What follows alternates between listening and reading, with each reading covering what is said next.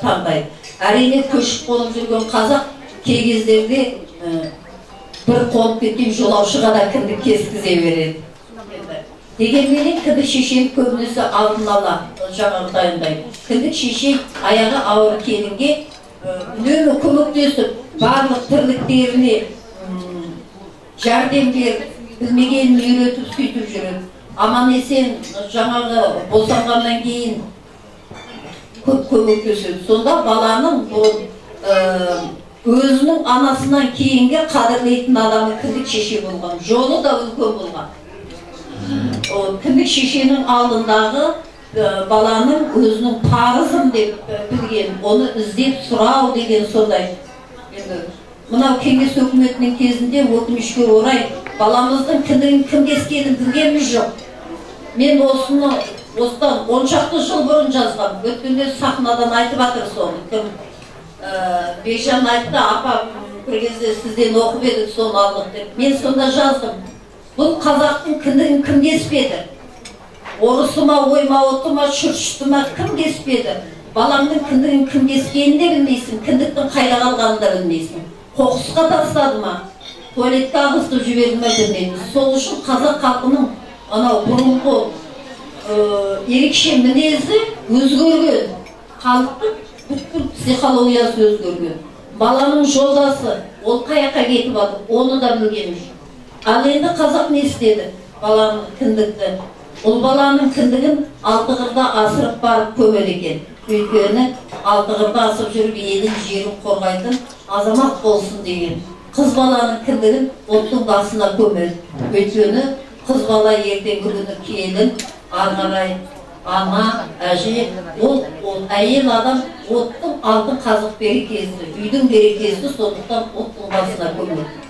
Алғы әдетте табалдырықты баспа дейді ғой. Бұл қайдан шыққан? Өйткені ол баланың жолдасын табалдырықтың астына көмген. Өйткені үйіне шаңырағына тірек болатын ұл туды деп. Қыз баланыкін оттың басына көмеді. Сондықтан оттың басына түкірмейді, оттың басын баспайды. Табалдырықтан аттап өтеді. Жаңағы табалдырықты баспа дейді, оны сол. Енді қазір ондай жоқ қой, баланың жолдасын қайқа жібергенін білмейміз. Сондықтан да біздің көптеген қасиеттеріміздің жоғалуы, ұлттық қасиеттердің жоғалуы осы жерде жайдан жай емес, осында жатыр. Кеңес өкіметінің кезінде жаңағы әйелдердің баланың жолдасын кәдімгідей шетел асырып алдыңға валютаға кетіп жатты сол кезде. Олар неше түрлі одан дәрі жасаған.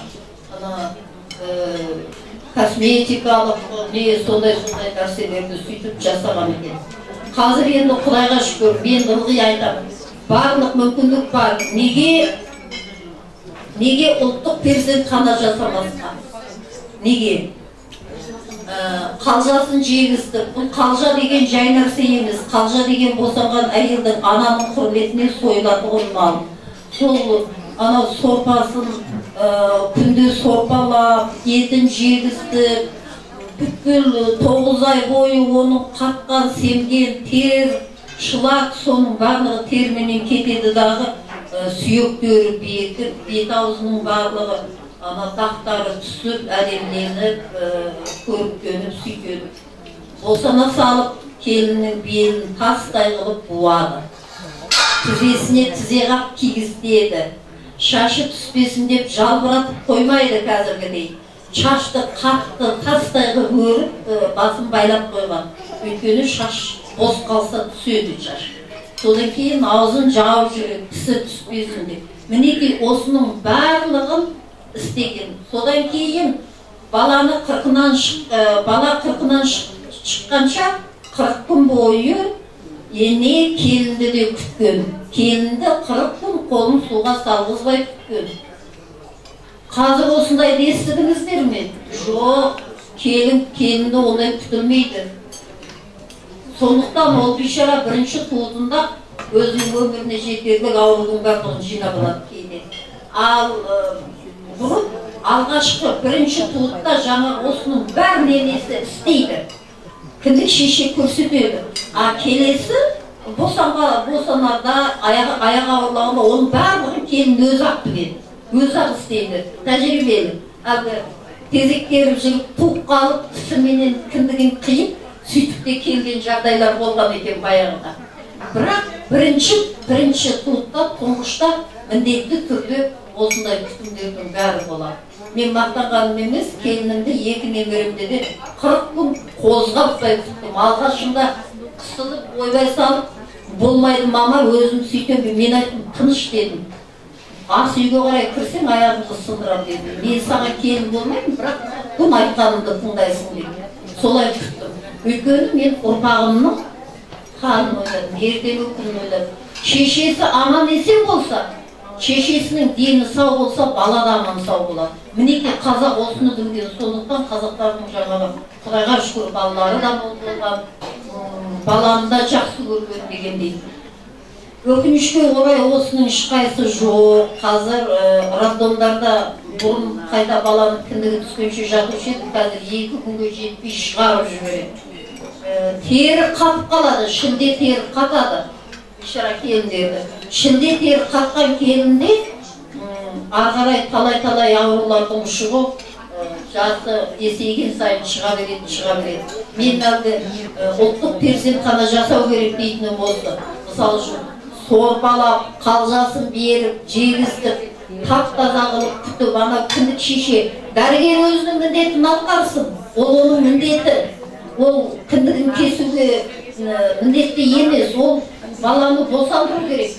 Әйелді босандыру керек. Баланы аман есен алып қалу. Кіндік шеше сайлаған, жаңағы ата-ананың сайлаған кіндік шешесі аузына масканы киіп, халатын киіп, сол кіндікті кесу керек. Кез келген дәрігерді біз қазір кіндік шеше дейміз. Бұл дұрыс емес.